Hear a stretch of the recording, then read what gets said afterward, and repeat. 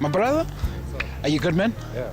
Sure. So on Daily Teta today, my G, we are talking about racism in schools, right? Yeah. And this is, sparked by the recent, headlines that we've been seeing with your Parktown boys, GP boys, and there's just been a lot of issues that pertains to racism in schools. And I want to know, from you as an individual, would you say that you experience some sort of, racism in your schooling environment? Definitely. I feel like racism actually, it's never really died.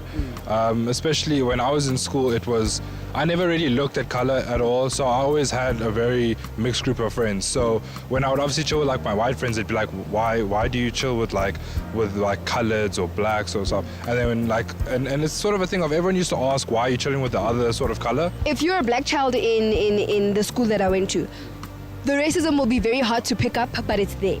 Because you're used to, in Potchefstroom, black people are used to being, subjected to racism. And then it's so bad to the extent where you'll get like black kids defending racism, not understanding that you were actually in a system where you're just used to what you're seeing. It's not that there's no racism, you're just used to the racism because you were brought up from that type of lifestyle. There was a bit of racism here and there, but it wasn't something hectic, it wasn't on blast, it wasn't blatant K-words being thrown around, yeah. But it was in some instances implied.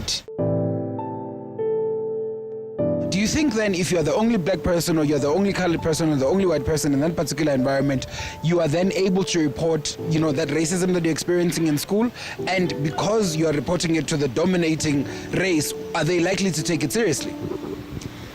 I think you can't, if the environment is full of one type of people, perhaps they don't really realize it as well, because it sort of becomes a norm in those situations. And now if that's the only type of thing you're surrounded with, it's quite hard to pick it up.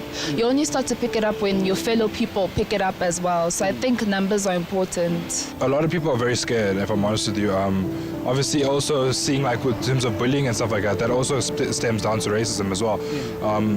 A lot of the time people are just really scared to say anything, and it kind of sucks, but I feel like if we obviously voice it out and we say something about it, I feel like people will be brave enough to say something. It always starts at the head. If we can get people that are at that age, that ripe age, that have been through those things to change, then we're good. Then we as students will learn.